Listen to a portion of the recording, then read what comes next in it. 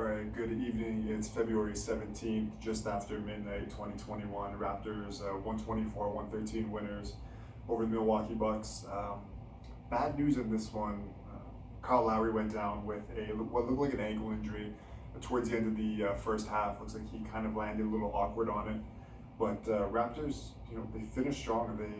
Fred VanVleet had, one of his best performances of the season, not including his career high game where he went off and dropped 50, whatever that was. But 33, 4 and 7 today for him. Giannis, obviously, as usual, filling the stat sheet with 34, 10 and 8, but just wasn't enough. Pascal Siakam, his numbers were there, 23 and 13. Defensively, he was pretty good, but shot 8 for 23, by far taking the most shots on the team. Fred, shot above 50%.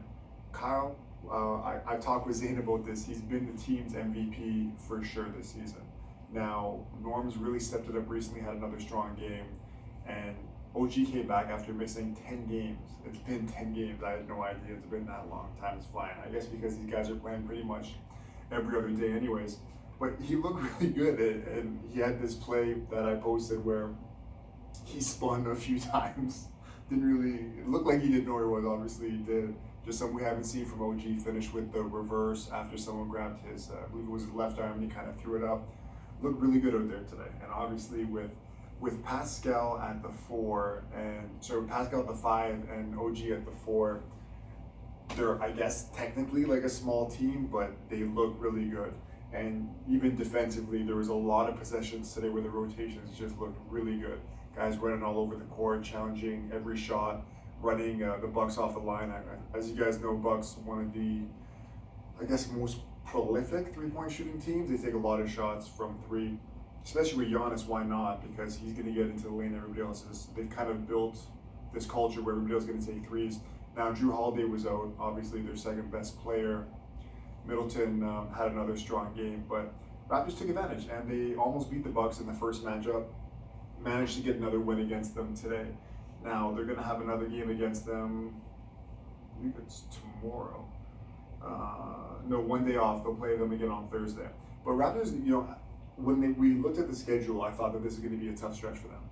But with their defense and OG coming back, they're looking like a better team. Now, of course, one guy comes in, another guy goes out with Kyle. Hopefully he doesn't miss too much time, but wasn't a good look when he was kind of limping off the court. So that's, I guess, where I'm going to leave it off with the Raptors. They look good. They're going to make the playoffs. I know I thought that they might not, based on how they started the season. If Bates had a good game, I was going to say if they're playing Bates a little bit more, it might be a bit of a problem. But they're getting a little bit of production out of him. Just don't want to play their bigs too many minutes because they don't lack at that position. But a few things I want to talk about. So Anthony Davis is going to miss 2 or 3 weeks with a calf strain. Now, it was originally ruled as an Achilles injury. I guess a sprain or whatever they want to call it. Now these are linked, and what we saw with Kevin Durant last time, I don't, want to jinx this or anything, but this is something where if it wasn't, basketball season, if this was the off season, he'd shut it down for a while. Now the Lakers don't necessarily have that option. 2 or 3 weeks, that's going to be, let's say that's 21 days. There's probably going to be 14 or 15 games in there. Now the Lakers are obviously going to make the playoffs, and without him, I won't say they had trouble with the T-Wolves today, but only won by, I believe it was 8 points against the T-Wolves team that was missing D'Angelo Russell as well, who's on the shelf for 4 to 6 weeks. Which, now that I think about it, there's been a lot of injuries this season, and that for sure has to be linked to the heavy workload that these guys are playing. Now we know they're not practicing too much, but there are a lot of games, like a lot of back-to-backs, a lot of every other game, pretty much every other game these guys are playing. Every other day, these guys are playing. And the game itself has changed in terms of intensity. When, I was a kid watching basketball, guys like Allen Iverson would play 40 minutes a game. A lot of guys would play 40 minutes a game. And these days with the speed of the game, not necessarily the physicality, but just the pace that the game is played at, it's very taxing on these guys. And we're seeing a lot of injuries. I think that this is clear evidence that you need to play your bench. You're not relying on guys to play 38, 40 minutes anymore because it's just too heavy of a workload. But getting back to Anthony Davis, the Lakers clearly are not going to win a title without him. As great as LeBron is, I don't see them doing much if Anthony Davis is going to miss a lot of time, because he's really the linchpin to their defense. Now, we're going to get to Blake Griffin and Andre Drummond, two ex-teammates, two guys that have been sat out recently. So first I'll talk about Blake. Blake's been one of my guys since he came into the league. Been injury prone the whole time, sat out his rookie season with a busted kneecap, broken kneecap. And ever since then has been pretty elite, especially with the Clippers. Now we signed that massive deal, got escorted almost, sent to Detroit. He wasn't happy about that, and he's really never been the same since he went there. He had one season 2 years ago where I believe he finished 5th or 6th in MVP voting. He really bounced back, looked like he had rediscovered his game, extended his shooting range. But since then, especially this season, he's coming off another surgery and just doesn't move the same. He looks broken when he's walking around. It's really sad to see. His career's not over, but at this point, he's definitely a role player. Detroit want to move out from him, and they're not really going to be playing him much at all, actually. They've told him that he will not play until they find a trading partner, which we're going to get back to in a moment as well. But that's pretty much it for Blake. I was talking with a few friends about suitors. I don't see Blake going to a team that's not a contender. Most of these veteran guys, I believe Blake has to be probably 32 by now. You would think he's a little bit older. He's been in the league forever, but most of these guys come in when they're 19 years old after the one and dones. But although he's only like 31, 32 years old, he obviously has a lot of wear and tear. He was unhappy to go to Detroit due to the weather as well, living in California. I know that he has some kids in that area.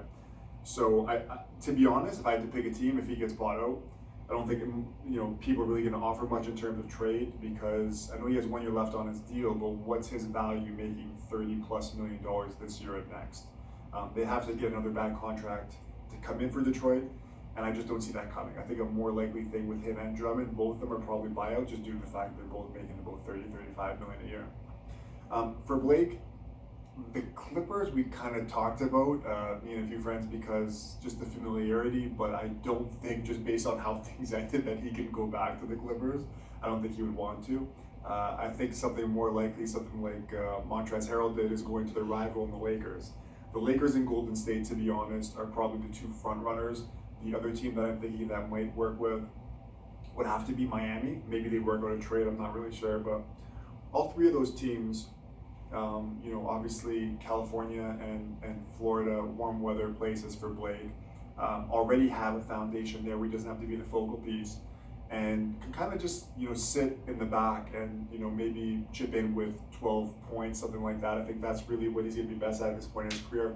Maybe coming off the bench, going against some bench units, not having to be the focal point of an offense, and maybe use his point forward skills, because in his prime, Blake was a guy that would average about 5 assists a game and had great court vision, and that's one thing that's really not going to go away, even as his athleticism diminishes. That being said, I want to move on to Drummond. So a lot of Raptors fans really want him because they've seen the production or lack thereof production from the center position, whether it be Baines, Alex Len, who was waived, Boucher, who's more of a 4 but has played the 5 at times. But I just don't see the fit there. I don't see the Raptors absorbing $30 million in salary, matching salaries to go out. The Raptors just don't have anybody making that kind of money they would want to ship. There's been talk that Kyle might be traded. To be honest, with the team playing this well, I don't see them moving him because it just doesn't make any sense. You're really looking at your fans in the eyes and saying, we don't have any faith in this team if you're going to trade Kyle. At least if Kyle leaves, he leaves on his own terms, and that's something that, Masai and Bobby Webster and the franchise wouldn't have to deal with, possibly getting some hate in the media by the American media saying, oh, you let one of your guys go, you traded him, you gave up on him. The Raptors rewarded him with, another 1 year, $30+ million deal that he's making this season. He's been a crucial player for them, for sure, but as a guy that's, I believe, 34 and had a lot of miles on him, a lot of playoff miles too, I don't know what his market's going to be. Obviously, a lot of teams will want him. I just don't know what you're going to be willing to pay him going forward, because with guards, especially if you're not really a quick guard, which in this case might help Kyle a lot, he can shoot the ball. But I just don't know, at what point does the body break down and then you're stuck with a contract like we're seeing with Blake Griffin and X amount of guys around the league, where the time ticks on you, and all of a sudden you're there with a terrible contract. With Drummond, like I said, I just don't know. Like, if he came to the Raptors, what's your motive? If you're the team, is he going to get you out of round one? And to be honest, now, unless you're playing the Bucks, I think that maybe they have a decent chance against the Bucks. But anybody else, Boston, I don't. As much as Boston's really struggling right now, they're not going to beat Boston in the series. Miami, even though Miami's probably behind them in the standings, not going to beat them. The Nets, the Nets. None of these teams, to be honest. I'm going to go through the standing, just go through it. But Philly, that's a no for me. Milwaukee, like I said, yes. The Pacers, a tough matchup. The Raptors split it with them, should have lost both. Knicks are ahead of them right now. Then behind them, Charlotte, Bulls, Miami. Why not, I guess. But I just, like I said, I don't see big picture how this is going to work over the team just in terms of risk and reward and what you have to give up in a deal to get Drummond. It just doesn't make too much sense to me. I would kind of look at the buyout market at this point. I've talked about Ed Davis before. He's a guy that's been in Toronto, a guy that you can get for cheap. Maybe even Kim Birch, that's on Orlando, a big defensive center.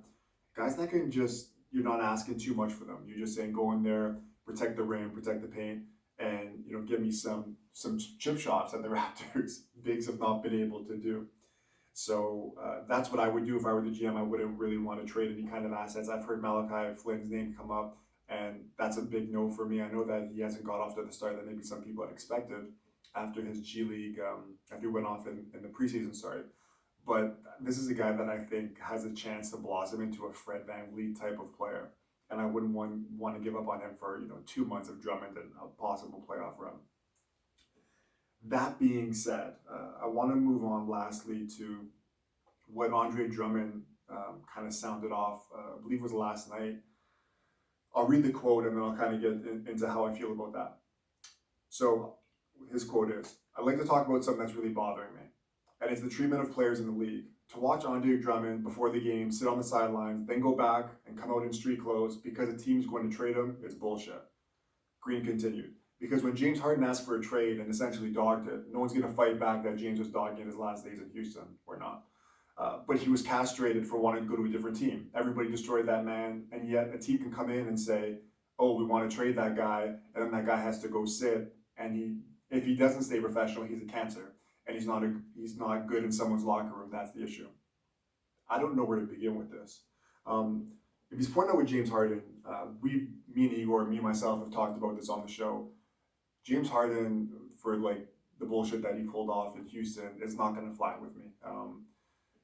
He didn't handle that professionally whatsoever. Obviously, he was out of shape, didn't care about the team. It was just really a lack of respect. And basketball, to be honest, is the only sport where you can get away with that bullshit. Hockey, football, baseball, they're benching you, suspending you without pay, but everybody's kind of walking on eggshells in the new NBA the last few years because there's just so much player empowerment. And I've always been a guy that's kind of talked on, I'd rather have the players have power than billionaire owners. That being said, there's just some kind of mutual respect you have to have. Same thing with me when I go to my job.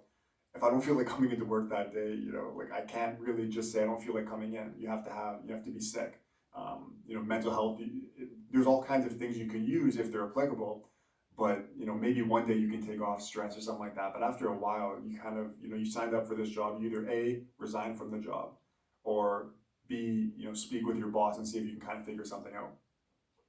These guys be paying millions of dollars. We know this. And the James Harden thing, like I said, I didn't really understand it because it was a totally different issue. Now with Andre Drummond, he opted into a contract. He signed it. He was able to get $30 million. He wasn't getting that on the open market. For the team to pull him out, I've seen hockey players in the NHL be pulled out at intermission. Be told, get out change because we don't want you to get injured. You've been traded. What's the issue with this? Is it professional? At the end of the day, you're an asset, and this is a business. And if you don't like it, you can, retire, because in nowhere else in the world are you going to be paid, in Draymond's case, $30-some million to, average 10 assists, sure, and shoot 40%, 38% from the field and score 4 points. This is just part of the beast. It's the nature of the beast, and there's really not much that he can say, because I'll tell you one thing: Adam Silver is not going to be happy about these comments. A guy who a lot of players love around the league. It's just not professional. It's not something you want to say. And I've talked with Igor about, when LeBron spoke out about the All-Star game and said, we need a break. And And I get it. It's been a long season, and in the All-Star game, what are you really playing? 10 minutes anyways. It's not the time to do it, but this league is driven by money. Same reason they did the bubble last year. There was the shootings that happened, players didn't want to play. The show must go on, unfortunately. This is just, unless there's some type of war going on, literal war, the show's going to go on. And I think that a lot of these guys, they've really, and I gotta, take my hat off for them for bringing up a lot of social issues, standing up for a lot of things that they believe is, the right cause, and that's great. But at the end of the day, this is still a job. And Kyrie Irving, what he pulled off was not the best look either. And these guys can all go off and say, I don't want to say excuse, but I'm losing track of words here. Use the reason of mental health. And all of a sudden, everybody has to be quiet and kind of respect their space. But at one point, you have to say, like I've talked about before, this is a job, you need to come to work. Take off the time all you need, but sit out the season so that we can, move on. We'll bring in someone to replace you and then see how fast these guys want to claim that something's going on in their life. Maybe they still will, and that's fine if that is the case. But I just feel like with the players now, there's a lot of